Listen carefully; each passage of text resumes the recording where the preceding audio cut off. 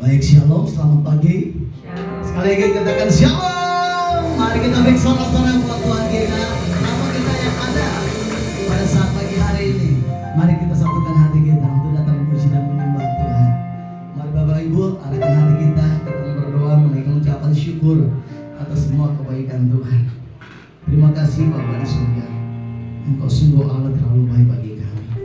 Tuhan sudah hantarkan kami tiba di tempat dalam keadaan selamat dan tidak ada suatu apapun. Dan saatnya kami datang memuji dan menyembah Engkau. Mari Allah Roh Kudus, Engkau ambil alih ibadah kami pada pagi hari ini. Biar di tengah-tengah ibadah kami hanya nama-Mu yang kami sembah, hanya nama Tuhan yang kami tinggikan di dalam nama Yesus. Kami percaya semua kami yang datang yang lemah yang akan dikuatkan, yang sakit akan disembuhkan di dalam nama Tuhan Yesus Kristus. Kami siap memuji dan menyembah Engkau Tuhan. Di dalam nama-Mu kami mengucap syukur atas semuanya. Haleluya. Amin. Mari tetap dalam hadirat Tuhan. Kita menyembah Dia dalam roh dan kebenarannya, sebab cintanya begitu besar. Haleluya.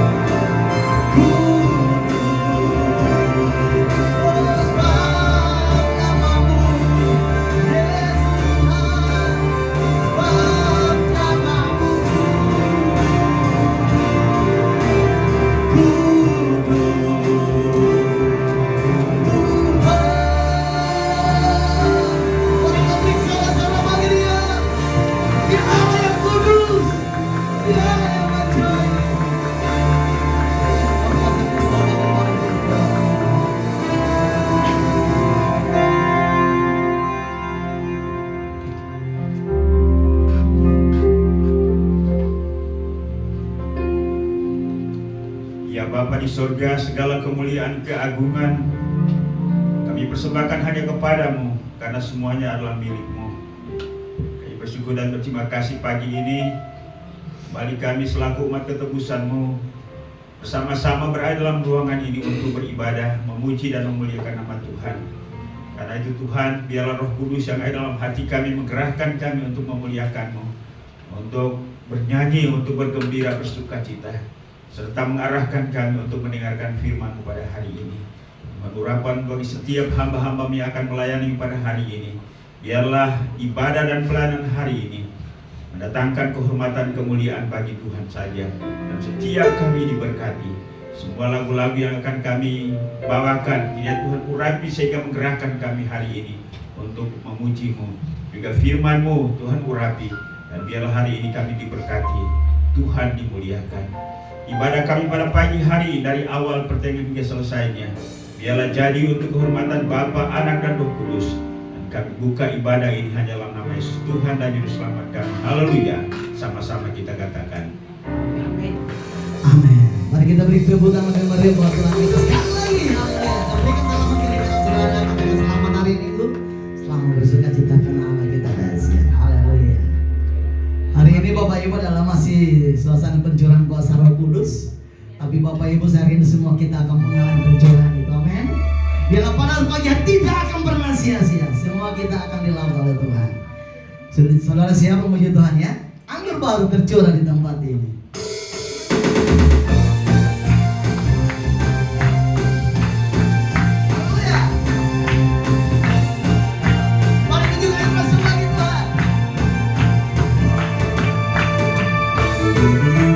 Roh Kudus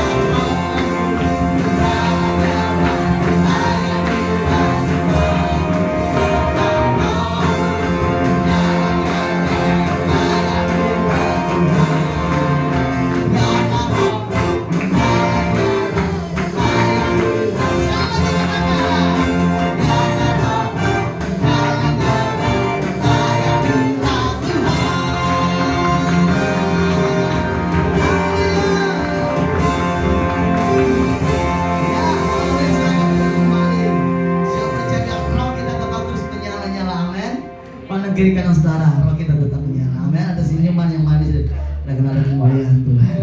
Baik, kita akan persiapkan hati kita untuk dalam firman Tuhan.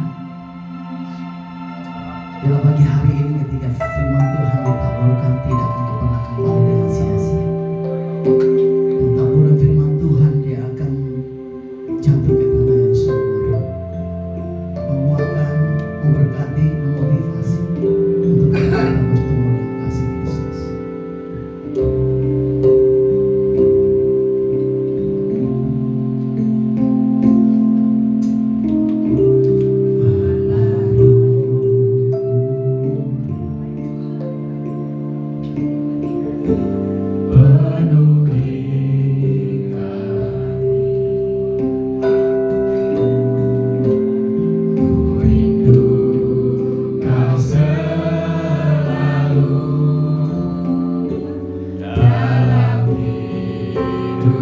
Katakan Allah Roh Kudus.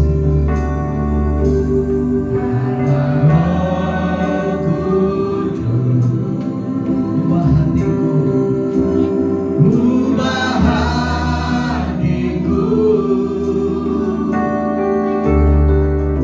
jadikanku jamalah ku rindu hadiratmu. Kudus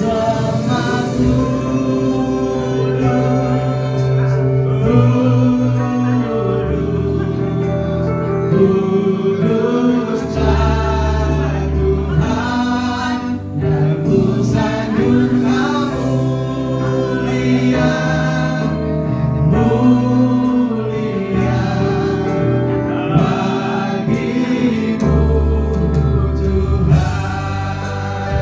Mari katakan pujian setiap hari.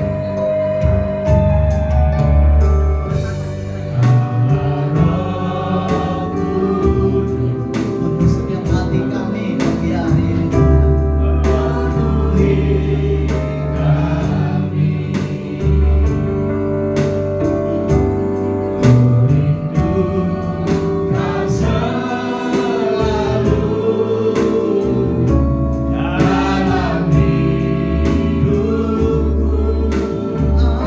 Roh Kudus, Allah Roh Kudus, ubah setiap hati kami, ubah hatiku, jadikanku jamalah ku rindu hadiratmu bersamaku.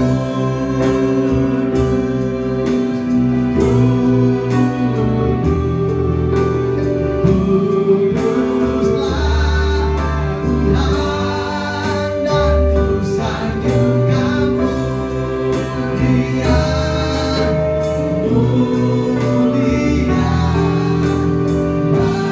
bagimu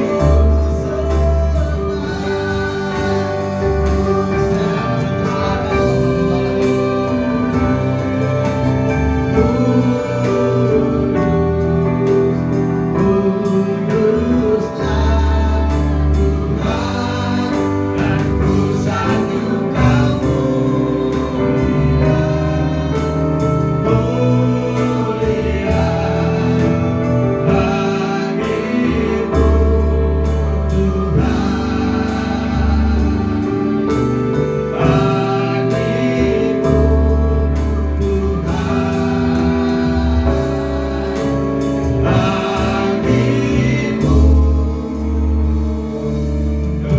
bagimu Bapa di surga, inilah pernyataan hati kami hari ini.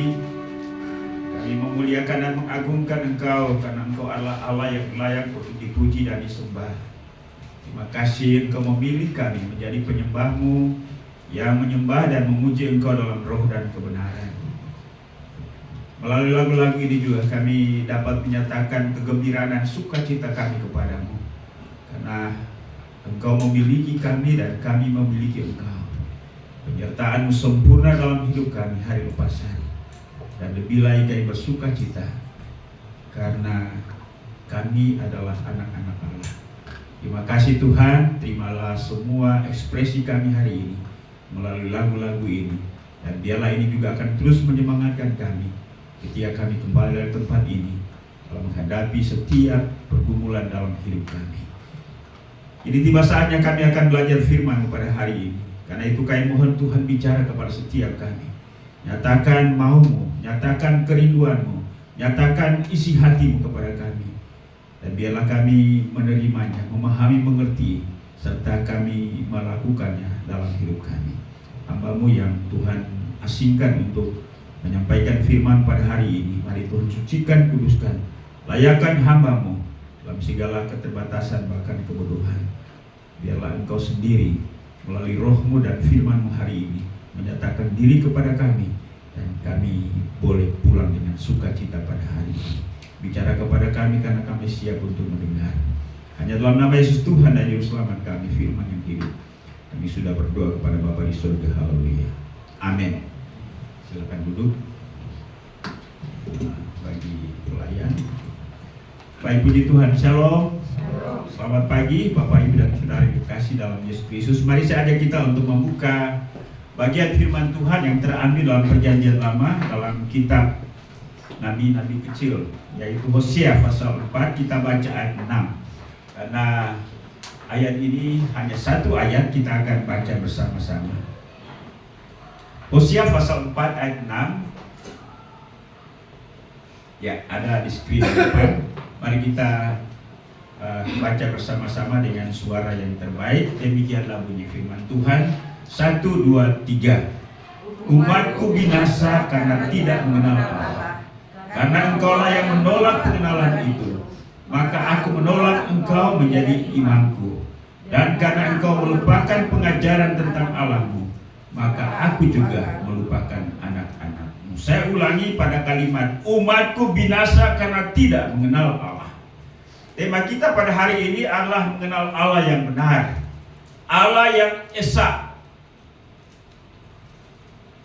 Hari ini kita juga bersama-sama dengan seluruh orang kudus di muka bumi memperingati hari pencurahan Roh Kudus atau hari raya Pentakosta. Pernyataan Tuhan Yesus sebelum naik ke surga dalam Yohanes pasal 14 ayat 6 berkata, tetapi penghibur yaitu Roh Kudus yang akan diutus oleh Bapa dalam namaku, dialah yang akan mengajarkan segala sesuatu kepadamu dan akan mengingatkan kamu akan semua yang telah kukatakan kepadamu. Berkaitan dengan tema, maka kita dapat memahami atau kita dapat memperoleh sebuah penegasan dari firman Allah bahwa salah satu tugas daripada Roh Kudus, ya, ada banyak tugas atau pekerjaan Roh Kudus, dan salah satunya adalah mengajar, ya, mengajar. Ya, pada mimbar-mimbar gereja pada hari ini mungkin tema-tema berkaitan dengan hari pencurahan Roh Kudus pasti akan beragam. Tetapi berkaitan dengan rentetan tema yang kita pelajari khususnya dalam bulan ini, yaitu hendaklah engkau berpegang teguh pada pengajaran yang benar. Karena itu mari kita menyoroti firman Tuhan yang berkaitan dengan pencurahan Roh Kudus ini dengan salah satu tugas daripada Roh Kudus, yaitu menolong setiap umat Tuhan, setiap orang percaya, atau menolong gereja secara komunitas tubuh Kristus untuk mengenal Allah yang benar. Ada banyak Allah, bukan? Ya, bahkan karena nama ini menjadi kontroversi, ya. Tetapi kita tidak terikat kepada satu kata. Tetapi yang paling penting ialah apa makna atau apa arti dari kata tersebut. Bapak Ibu dan Saudara yang dikasihi dalam Yesus Kristus, pengenalan akan Allah dimulai dari Allah, oleh Allah dan untuk Allah. Karena itu dalam beberapa minggu yang lalu saya sudah menyampaikan kepada kita bahwa untuk mengenal Allah Tidak ada satu metode yang ditemukan oleh seorang ahli, ilmuwan, atau pemikir ya untuk mengenal Allah. Selain daripada Allah itu yang berinisiatif untuk memperkenalkan diri kepada manusia. Amin. Halo? Ya. Karena memang Allah itu transenden. Transenden artinya ialah bahwa di luar jangkauan pemikiran manusia. Di luar apa yang bisa ditangkap oleh indera manusia, baik mata, pikiran, perasaan, telinga manusia. Karena itu Allah harus datang mendekati manusia, lalu ia memperkenalkan dirinya, atau dengan istilah mewahyukan dirinya. Barulah manusia bisa mengenal. Konsep itu kita bisa pahami dalam pengalaman-pengalaman manusia, tokoh-tokoh dalam Alkitab. Misalnya dimulai dari Adam. Ketika Adam sudah jatuh ke dalam dosa, kecenderungan Adam ialah bahwa mencoba untuk menyembunyikan dirinya. Tetapi Allah dengan kasih setianya, ya, mendekati manusia itu. Sehingga firman Allah berkata dalam Kejadian pasal 3 ayat 9, tetapi Tuhan Allah memanggil manusia itu dan berfirman kepadanya, Adam, Adam, di manakah engkau? Ya. Di manakah engkau? Manusia pada prinsipnya adalah pengecut. Ketika salah, yang tidak sportif datang minta ampun kepada Tuhan. Sehingga Allah sendiri yang harus mencari. Memang kita tidak melihat Allah secara fisik, tetapi melalui rohnya dalam batin kita. Ketika kita salah, ketika kita menjauhkan diri dari Tuhan, ketika kita menjauhkan diri dari gereja, maka ia melenturkan hati kita sehingga kita sadar. Pernahkah Bapak Ibu mengalami satu kekecewaan, baik itu dengan Tuhan, dengan gembala, dengan anggota jemaat lain, sehingga tidak mau datang lagi ke gereja?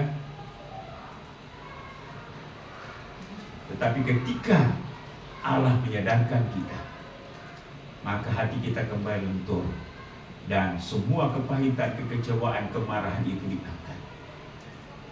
Tetapi ada juga yang tidak mau, ya. Demikian pun juga Abraham, ketika ia dipanggil untuk keluar dari Ur Kasdim untuk melakukan apa yang menjadi tugas Tuhan, mengemban visi Allah. Tuhan berfirman kepada Abraham, pergilah dari negerimu dan dari sanak saudaramu dan dari rumah bapamu ini ke negeri yang akan kutunjukkan kepadamu. Pada prinsipnya ialah bahwa manusia ingin renggang dari Allah, ingin jauh dari Allah, tetapi Allah dalam kesetiaannya terus menyatakan diri kepada manusia, dan kerinduan Allah adalah supaya manusia itu tetap bersama-sama dengan penciptanya.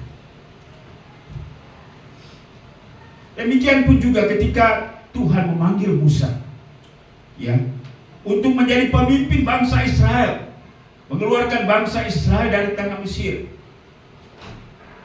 Allah datang kepada Musa dan menyatakan dirinya, Akulah Allah ayahmu, Allah Abraham, Allah Ishak, dan Allah Yakub. Sampai dengan peristiwa perjanjian baru, ketika Yesus akan lahir, malaikat Allah datang kepada manusia, datang kepada Maria, datang kepada Yusuf ketika Yusuf berencana untuk meninggalkan Maria karena Maria telah mengandung. Tetapi Allah dan Roh, tetapi malaikat datang kepadanya, jangan engkau takut mengambil Maria menjadi istrimu. Ia akan melahirkan anak laki-laki, dan engkau akan menamakan dia Yesus, karena dialah yang akan menyelamatkan umatnya dari dosa mereka. Kita bersyukur bahwa kita punya Allah yang setia. Pada prinsipnya kita tidak setia. Kenapa kita tidak setia? Karena kita mau jalan dengan konsep pemikiran kita dan keinginan kita sendiri. Tapi puji Tuhan bahwa Allah itu tidak seperti kita. Allah berada dalam keberadaannya sendiri.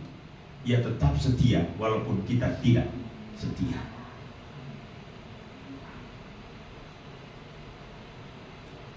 Dan kepada kita sekalian, bahwa kalaupun kita bisa percaya kepada Kristus sebagai Tuhan dan Juru Selamat, bukan karena kita, tapi karena Ia memilih kita.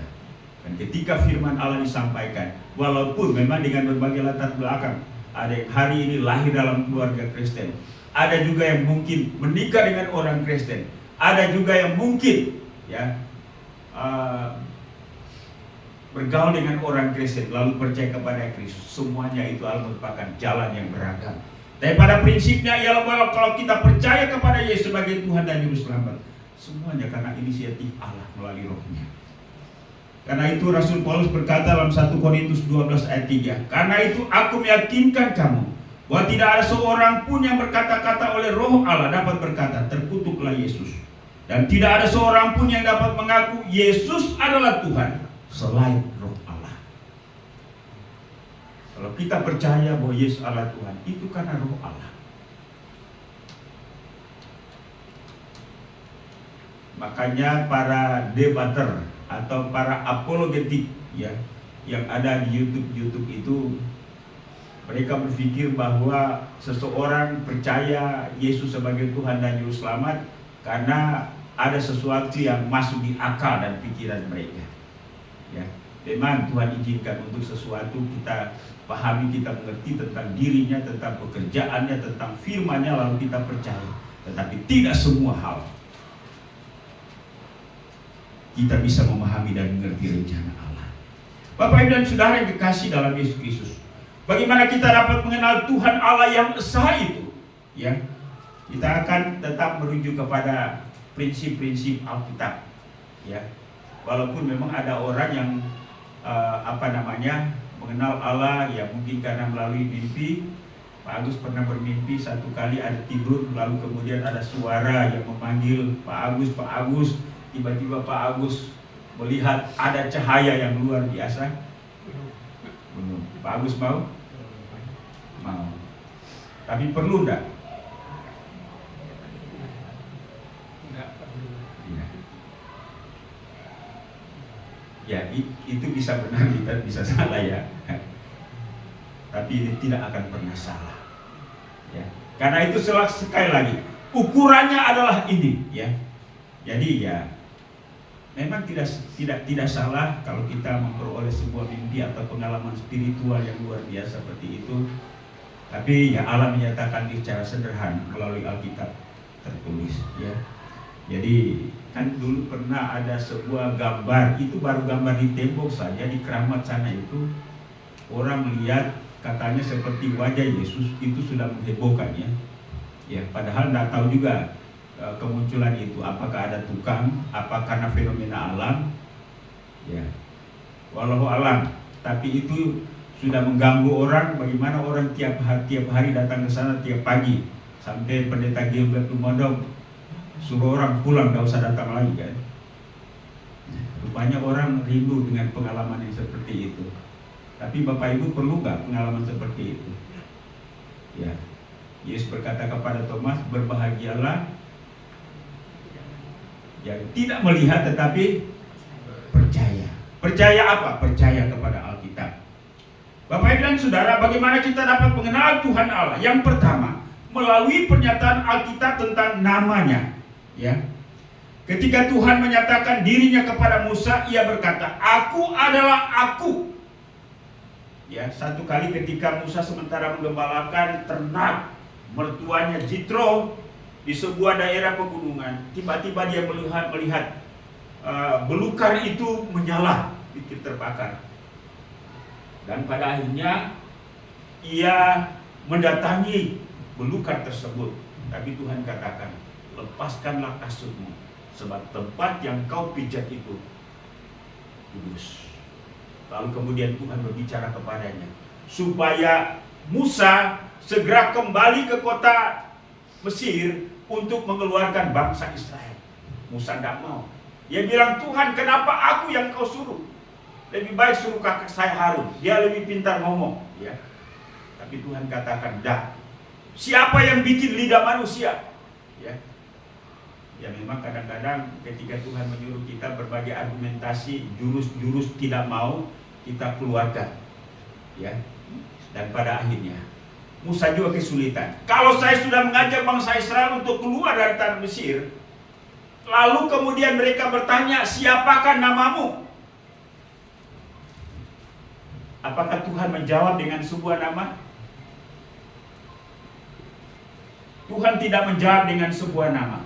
Tetapi dia katakan, beritahukanlah kepada bangsa Israel Dalam Keluaran 3 ayat 13 sampai 14. Aku adalah aku. Beginilah kau katakan kepada orang Israel. Akulah. Artinya ialah bahwa Allah itu tidak bisa, ia berada di dalam keunikannya, ia berada di dalam keberadaannya sendiri. Ia tidak bisa disamakan dengan siapapun, bahkan apapun. Ia adalah Allah. Ia unik. Ya. Ia bukan manusia, ia bukan malaikat, tapi dia adalah Allah. Cuma kadang-kadang pikiran kita manusia ini karena terorientasi dengan pengalaman kita. Misalnya saja ketika kita katakan Pak Eko, langsung muncul tanda-tanda fisik Pak Eko. Ya. Pak Eko itu cirinya seperti apa? Ya, ya. Ya, ciri fisik yang kadang-kadang ya pikiran kita tertuju. Tapi ketika kita berbicara tentang Allah, Yesus berkata Allah itu adalah roh. Barang siapa menyembah dia, haruslah menyembah dalam roh dan kebenaran. Bapak Ibu dan Saudara, ya memang mau tidak mau ketika kita belajar tentang sesembahan kita ini, maka memang perlu melalui budaya, melalui proses sejarah dan lain-lain sebagainya. Tuhan Allah dalam bahasa Ibrani itu kan Yahweh, ya. Kata Yahweh ini merupakan huruf mati, sebenarnya ada 4. Cuma ya ditambah konsonan AE, jadi Yahweh. Nah, bangsa Israel biasanya tidak menyebut nama Yahweh ini. Kenapa? Karena terlalu agungnya sehingga mereka sungkan untuk menyebutnya, ya. Sehingga mereka menggantikan dengan nama lain yang bisa disebut, yaitu Adonai, ya, yang memiliki arti Tuhan, ya, atau bahkan juga disebut sebagai Elohim, itu dalam Perjanjian Lama. Kemudian dalam Perjanjian Baru diganti dengan Kurios, yang artinya Tuhan. Nah, tetapi kalau Tuhan ini kan masih bisa ditujukan kepada manusia, ya. Dan pada akhirnya ini melalui proses bahasa sedemikian rupa, ya. Dan pada akhirnya ia disebut dengan Tuhan. Nah, kata Tuhan itu bahasa surga, ya, bahasa manusia. Saya sudah jelaskan dalam beberapa waktu yang lalu bahwa ketika Tuhan menyatakan diri kepada manusia, ia menggunakan pengalaman manusia, budaya manusia, bahasa manusia, bahkan manusia itu sendiri untuk menyatakan diri kepada setiap kita. Ya, jadi nama Tuhan yang kita kenal dalam Perjanjian Baru dengan Kurios, yaitu ia adalah Tuhan, ia adalah Bapa, ia adalah pemilik. Jadi ketika kita berkata dia adalah Tuhan, maka dia adalah Bapa. Bapa dalam arti bahwa semua manusia bersumber dari dia. Segala sesuatu berasal dari dia karena dia adalah pencipta. Dia juga adalah Tuhan. Artinya ialah bahwa semua sesembahan, semua kemuliaan harus dipersembahkan kepadanya. Maka karena dia adalah pencipta, maka itu berarti bahwa semua yang ada di dunia ini adalah miliknya, termasuk kita. Jadi ketika kita berkata Yesus itu adalah Tuhan, maka dia adalah pemilik. Dia adalah Bapa, karena dia adalah sumber dari segala sesuatu. Minggu lalu kita sudah belajar bahwa Yesus itu adalah Tuhan, dia adalah pencipta. Karena itu dia adalah pemilik dari sesuatu. Lalu arti lain daripada kata Tuhan adalah ia memiliki wibawa yang sah, kekuasaan berdasarkan hak. Karena itu segala pujian layak untuk dipersembahkan kepadanya, karena itu adalah haknya. Amin Bapak Ibu. Makanya kata Yehova ini, dari kata Yehova muncul beberapa kata Yehova lain. Misalnya kita kenal yang sudah dibuat dengan lagu, yaitu Yehova Shalom, ya, Tuhan Allah damai sejahtera kita. Yehova Nisi, Tuhan kemenanganku. Yehova Rafa, Tuhan penyembuhku, ya. Yehova Rohi, Tuhan Allah gembalaku. Yehova Jireh, Tuhan menyediakan. Dan Yehova Sidekenu, Tuhan adalah kebenaran kita. Ya, Tuhan Allah kebenaran kita. Kata Tuhan di seluruh dunia tidak sama. Bahasa Ibrani tadi itu Yahweh, kemudian karena orang Ibrani tidak mau menyebut Yahweh itu, mereka ganti dengan Adonai. Ya, kemudian di masa Perjanjian Baru, karena kebudayaan yang dominan waktu itu adalah kebudayaan Helenis Yunani, maka kata Tuhan itu disebut dengan Theos. Ya, dari kata Theos ini muncul istilah teologi. Ya, itu disebut sebagai ilmu yang mempelajari tentang Tuhan. Inggris God atau Lord. Jepang apa ya, Rika? Kami sama. Ya. Lalu kemudian Prancis nom di Deu. Ya. Macam-macam. Chinese apa Pak Eko? Tingkong, Yanggong atau Tikong. Ya. Jadi tidak satu nama. Ya, itulah sebabnya ada satu kelompok orang Kristen di Indonesia ini berubah, menyatakan bahwa tidak lagi boleh pakai kata Allah, karena kata Allah itu adalah milik dari sebuah suku bangsa atau bahkan milik sebuah agama. Tapi saya ingin katakan bahwa sebelum agama itu muncul, orang Kristen sudah memakai kata Allah itu. Karena itu Allah tidak mengikat atau mengungkung dirinya dalam sebuah istilah atau dalam sebuah nama, tetapi Allah menyatakan diri dengan sebuah nama, dengan makna yang terkandung dalam istilah atau nama itu. Amin Bapak Ibu. Kalau Bapak Ibu tinggal di Jepang, dalam bahasa Jepang pasti akan berdoa, kami sama. Ya. Jadi ya, ini bedanya kita ya. Tapi Allah bekerja di dalam semuanya itu untuk memperkenalkan dirinya dan meyakinkan kita. Amin Bapak Ibu. Amin. Itu melalui nama-nama ya. Ini kita hanya sekedar mengulas kembali supaya betul-betul kita memiliki pemahaman yang jelas ya. Dan lalu kemudian di ujung pengajaran kita hari ini, apa tujuan daripada semuanya itu? Yang kedua, selain daripada nama, yaitu melalui pernyataan dirinya atau pribadinya oleh Alkitab. Bapak Ibu dan Saudara, kita mendengarkan pernyataan Yesus sebelum naik ke surga. Ia memberikan amanat agung, baptislah mereka dalam nama Bapa dan Anak dan Roh Kudus. Ya. Inilah hakikat daripada Allah kita, ya. Nah, karena kita mengakui Bapa, Anak dan Roh Kudus, orang di luar Kristen salah memahami kita. Mereka pikir bahwa orang Kristen itu memiliki 3 Allah, ya. Kalau dalam bahasa Inggris ada kata sandan sebenarnya yang bisa membedakan, ya. The Father, the Son, and the Holy Spirit. Nah, ini menjelaskan bahwa walaupun pada hakikatnya ketiganya adalah satu, tetapi mereka juga beda, ya.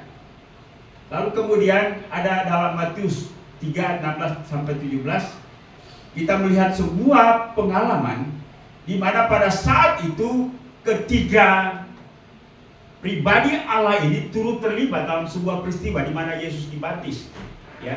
Ketika Yesus dibaptis, nah itu Allah pribadi anak, ya, atau the Son tadi. Lalu kemudian setelah ia keluar dari air, maka terdengarlah suara dari sorga, inilah anakku yang kukasihi, kepadanya lah aku berkenan. Ini suara siapa? Suara Bapa. Dan pribadi yang ketiga turun menghinggapi Yesus dalam wujud burung merpati. Tapi dalam hari Pentakosta ketika Roh Kudus turun itu, apakah dalam bentuk merpati? Tidak. Di dalam bentuk lidah-lidah api. Nah, kita akan belajar kadang-kadang ya, kita ada 2 golongan besar dalam teologi dalam memahami tentang Bapa, Anak dan Roh Kudus. Nah, coba selanjutnya lagi. Nah, ini yang saya sudah pernah ajarkan kepada kita. bahwa kita memiliki hanya satu Allah, tetapi Allah yang satu itu menyatakan diri dalam 3 pribadi, yaitu Bapa, Anak, dan Roh Kudus. Ada yang memahami ini sebagai Tritunggal, ya, atau Tunggal Tri, ya. Nah, Bapak Ibu dan Saudara, orang katakan istilah Tritunggal dalam Alkitab tidak ada. Kenapa ada menggunakan kata Tritunggal? Saya ingin katakan bahwa tidak semua konsep yang kita anut selalu menggunakan apa yang ada dalam Alkitab. Sekali lagi, bahwa ketika kita mencoba untuk memahami dan mengerti Allah, pada prinsipnya ialah bahwa mustahil kita bisa memahami dan mengerti Allah, karena Allah itu tidak mungkin dipahami dan dimengerti. Lalu kita mengapa menggunakan istilah-istilah ini? Karena istilah-istilah ini dinyatakan oleh Alkitab, tidak diciptakan oleh para penulis Alkitab. Ya. Bapa, Anak, dan Roh Kudus. Jadi golongan pertama menyebut ini sebagai Trinitas atau Tritunggal. Bapa, Anak, dan Roh Kudus, yaitu satu Allah. Jadi ketika kita berbicara tentang Allah, maka kita tidak terlepas daripada 3 pribadi, Bapa, Anak, dan Roh Kudus. Jadi Bapa itu adalah Allah, Yesus itu adalah Allah, Roh Kudus adalah Allah. Ketiganya adalah satu, memiliki hakikat yang sama. Amin. Satu hakikat, ya. Namun demikian, Bapa bukan anak, anak bukan Bapa. Anak bukan Roh Kudus bukan anak, Roh Kudus bukan Bapa. Tetapi Bapa, Anak, dan Roh Kudus adalah satu. Ini kita tidak bicara tentang matematika, tetapi kita berbicara tentang kebagaimanaan tentang Allah itu. Bingung? Tidak juga, ya. Nah, kenapa begitu? Ya karena itulah yang dinyatakan oleh Alkitab kepada kita. Bapa, Anak, dan Roh Kudus ada. Yesus menyatakan dalam perintahnya tadi, baptislah mereka dalam nama Bapa, Anak, dan Roh Kudus.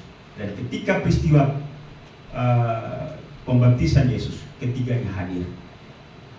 Kita akan melihat indikasi dari apa yang dijelaskannya. Kemudian yang berikut,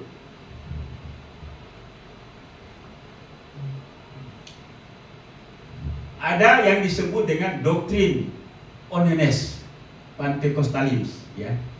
Nah, mereka menyatakan bahwa Bapa, Anak, dan Roh Kudus itu hanya satu, ya, yaitu satu roh yang mengejawantahkan dirinya dalam banyak cara yang berbeda, termasuk sebagai Bapa, Anak, dan Roh Kudus. Misalnya begini, contohnya, menurut pemahaman ini, saya ini satu orang, hakikat saya satu orang, satu pribadi, satu tubuh. Ketika saya di rumah, saya adalah kepala keluarga. Lalu kemudian ketika saya ada di tengah-tengah jemaat, saya adalah gembala. Kemudian ketika saya berada dalam komunitas tertentu sebagai anggota, ya, misalnya, ya sekarang jabatan saya di pusat itu sebagai bagian dari pengurus kaum pria yang menangani pastoral, ya. Nah, jadi ketika saya di rumah, saya orang yang sama, tetapi memiliki fungsi dan jabatan atau mengejawatankan diri di dalam berbagai wadah atau lingkungan ini. Maka ini pasti beda dengan Tritunggal tadi, ya. Nah, Bapak Ibu dan Saudara, mari coba kita mengikuti alur konsep atau pemikiran ini. Saya mau tanya, ketika kita menganut doktrin Onenes ini, bahwa Bapa, Anak, dan Roh Kudus itu pada prinsipnya mereka adalah bukan beda, hanya satu dalam arti seperti saya, ya, satu orang, ya.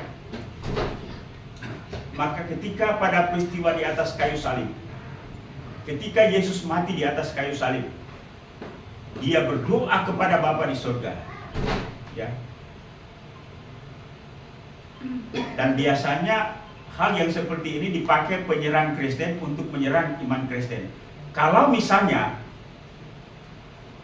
Yesus berdoa demikian, kepada siapa dia berdoa? Ya. Atau katakan, ini kan kita mencoba untuk berlogika. Ketika Yesus di atas kayu salib, apakah surga kosong? Ya.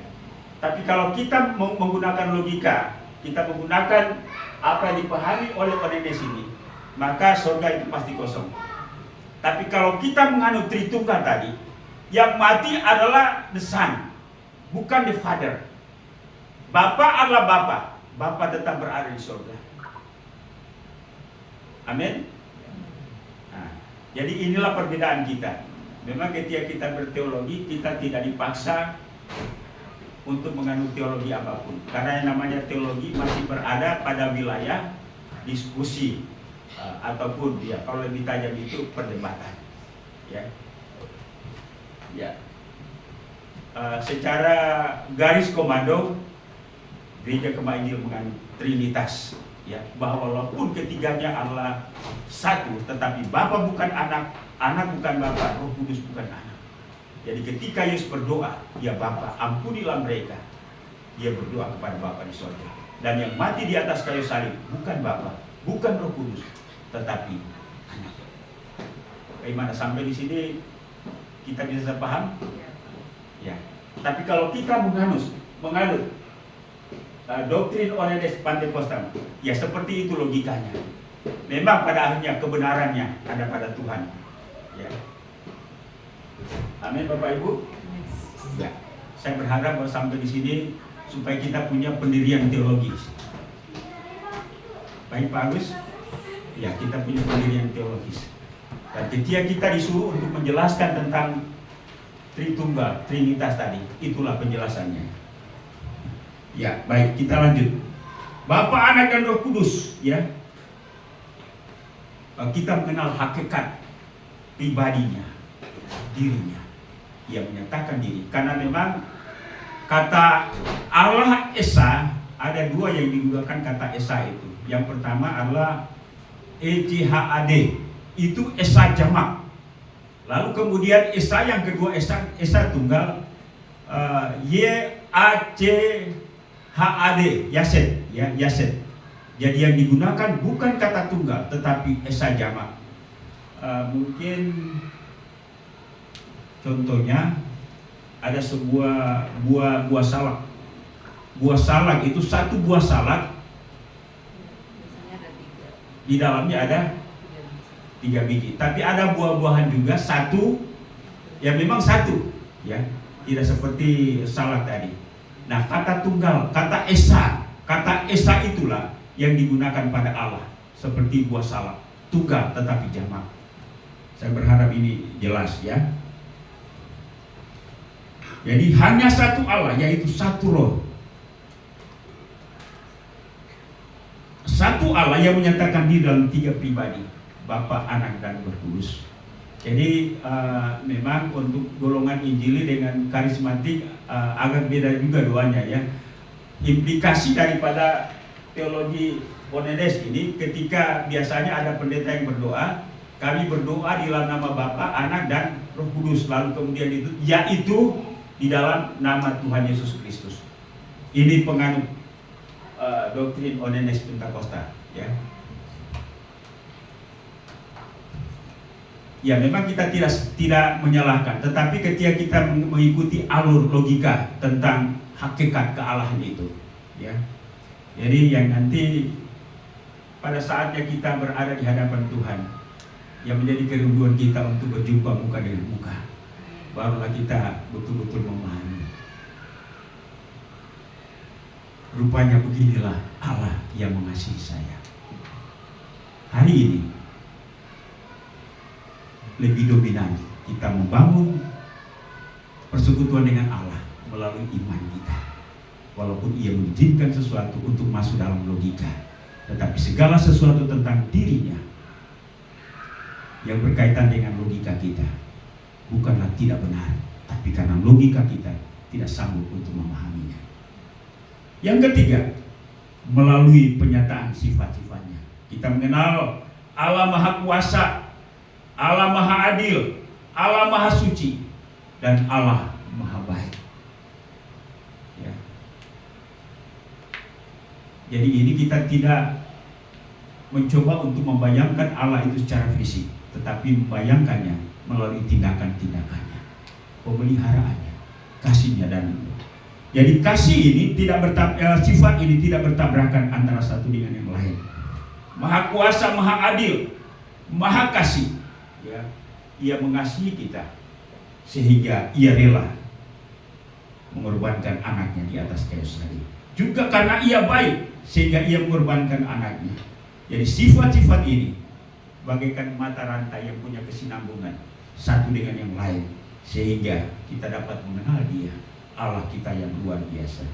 Bapak Ibu dan Saudara yang kekasih dalam Yesus Kristus, tujuan kita belajar untuk mengenal Allah supaya iman kita semakin teguh. Paulus di dalam Efesus 4, sampai kita serupa dengan Dia, sehingga kita tidak lagi diombang-ambingkan oleh pengajaran apapun, tapi kita tetap teguh sekalipun kesenangan dalam hidup kita, tapi kita tidak akan pernah lupa bahwa Dialah yang memberkati kita. Juga dalam kesulitan sekalipun tidak akan membuat kita terpisah dari Dia, karena Dia adalah Allah kita yang setia. Supaya kita juga semakin mengasihinya. Kasih kita bisa buktikan dalam hal kita rindu untuk selalu bersekutu dengan Dia dalam ibadah, secara pribadi dan bersama-sama, memuji dan menyembah Dia, berdoa, membaca firman Tuhan, juga supaya kita semakin taat dan setia kepadanya, bersaksi dan melakukan apa yang menjadi keinginan Tuhan dalam hidup ini. Jadi ketika kita melakukan sesuatu untuk Tuhan, kita tidak membayangkan Tuhan itu seperti seorang bapa yang bujang, tapi kita melakukan itu karena kita tahu bahwa Dia mengasihi kita. Sebagai bukti respon kita terhadap kasih-Nya, maka kita melakukan apa yang Ia rindukan untuk kita lakukan. Amin Bapak Ibu. Karena itu kiranya Roh Kudus akan melanjutkan pengajaran ini sehingga kita semakin mengenal Dia. Bapak tahu juga mengatakan, tak kenal maka tak sayang. Biarlah kita semakin mengasihi Tuhan Allah kita yang benar itu. Tuhan memberkati kita. Haleluya. Amin.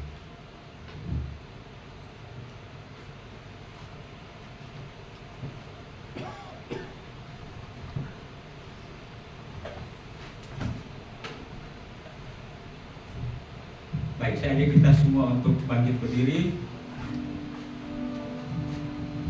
Aku mengasihi Engkau Yesus. Aku mengasihi Engkau Yesus.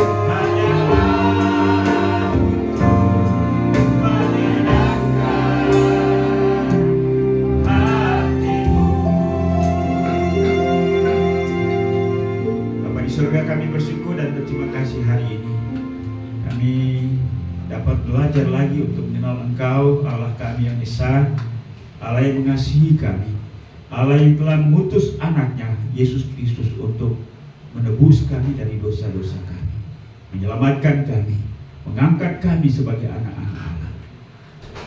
Sungguh suatu tindakan yang luar biasa.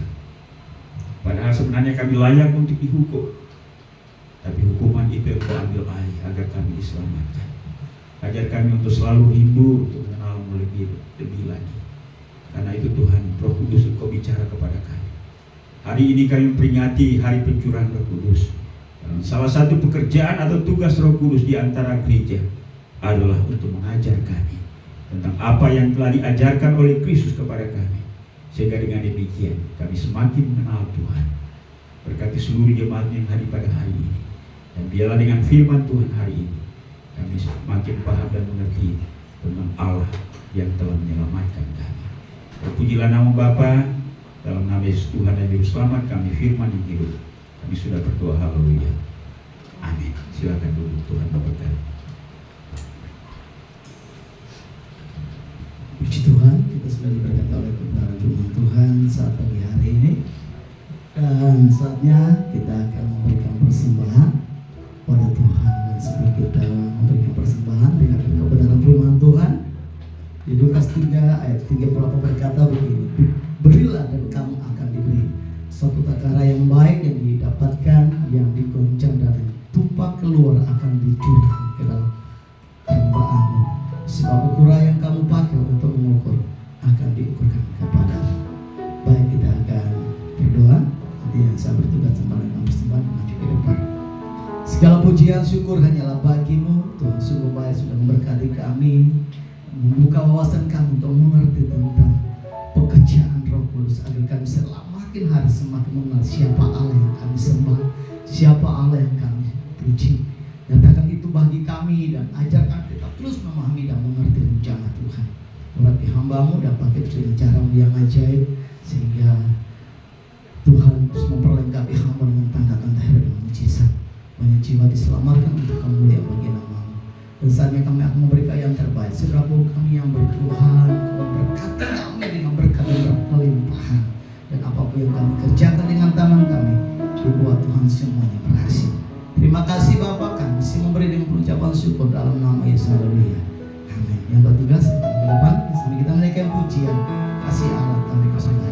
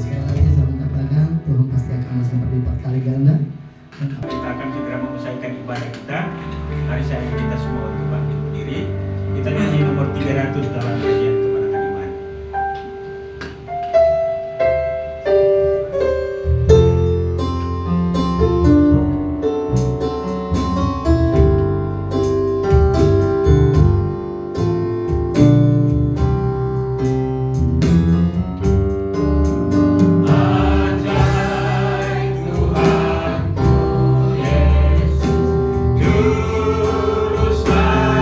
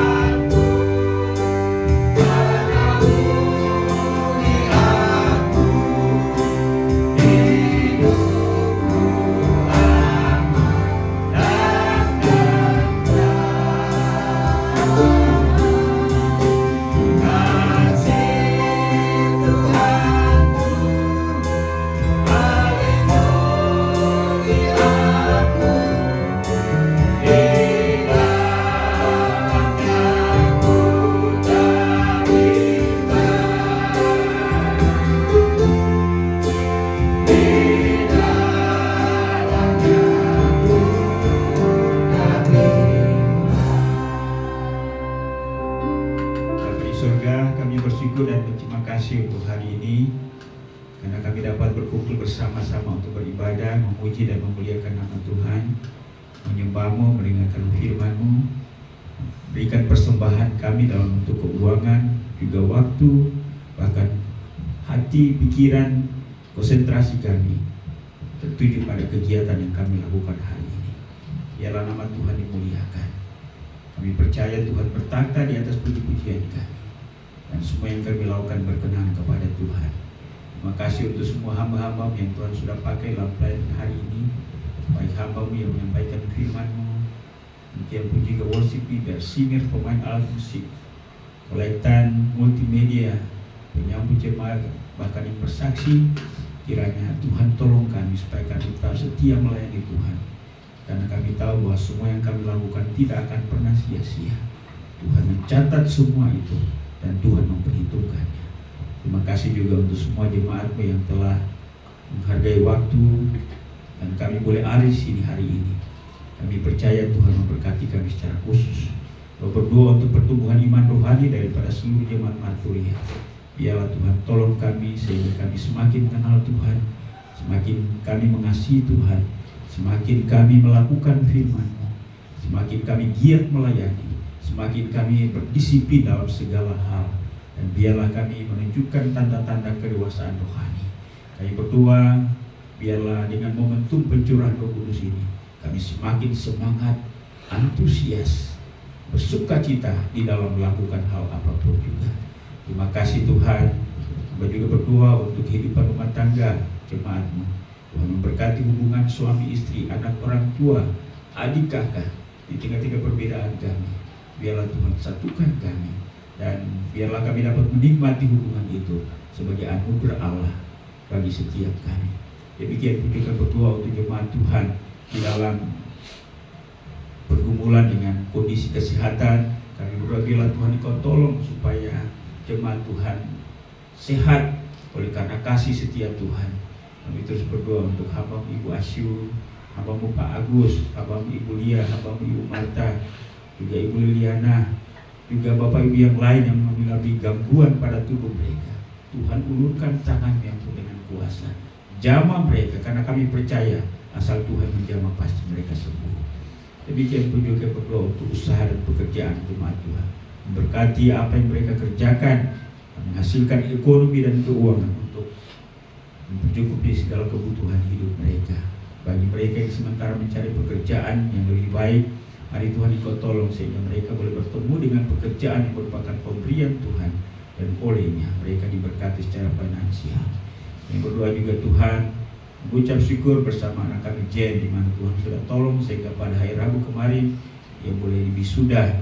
Biarlah Tuhan memberkati Jen dengan masa depan, supaya dia mencari pekerjaan dan itu akan jadi profesi, dan melalui pekerjaan itu dia juga diberkati. Kami juga berdoa untuk Pak Bowo, mengucap syukur ulang tahun hari ini.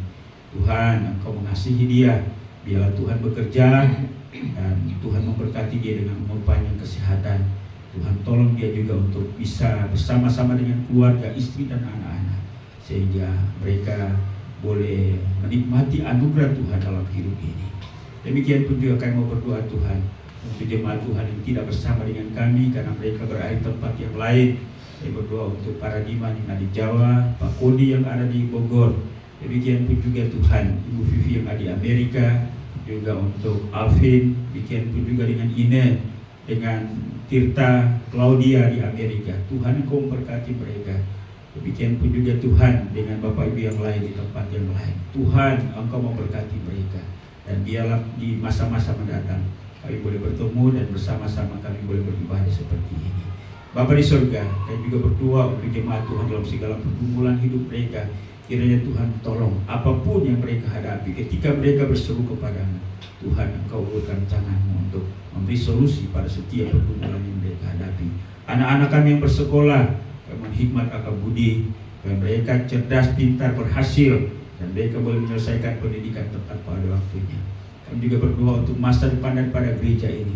Tuhan Engkau tolong memberkati, satukan hati kami, supaya kami tetap satu hati.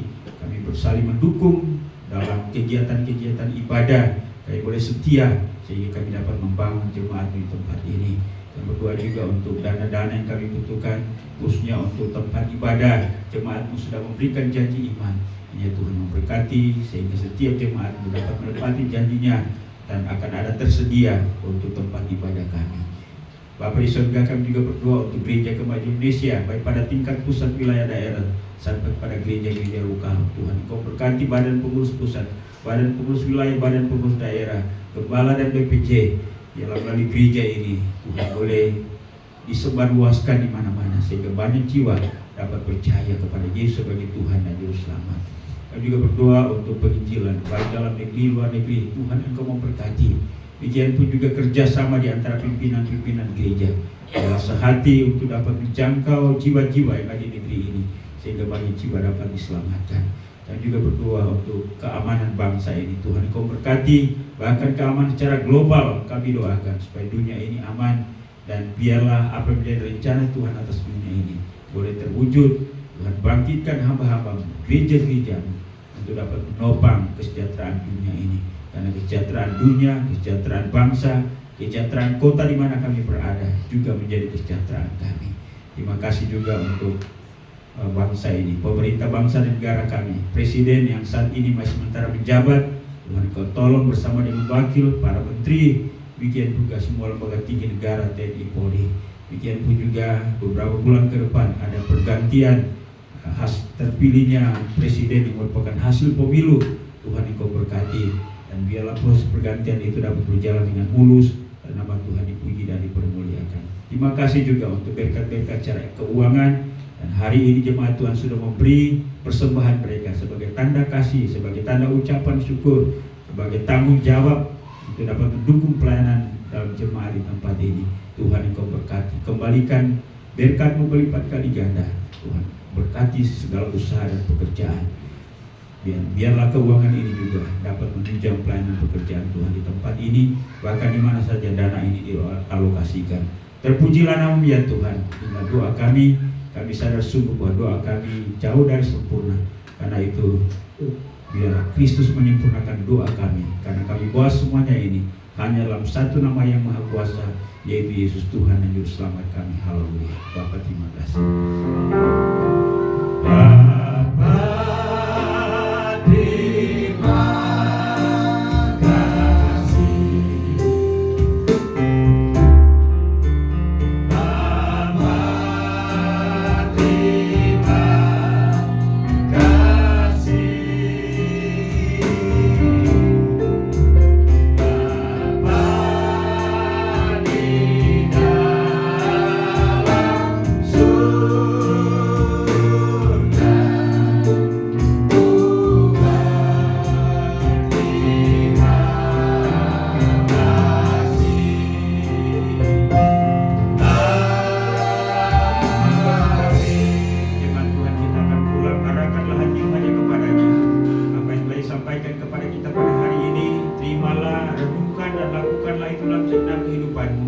Dan biarlah kasih karunia daripada Allah Bapa, anugerah dan damai sejahtera dalam nama Tuhan Yesus, serta pimpinan, penghiburan, pertolongan Roh Kudus menyertai kita sekalian hari ini, bahkan sampai selama-lamanya. Maranatha, Yesus datang untuk menjemput saleh-salehnya. Haleluya. Sama-sama kita katakan.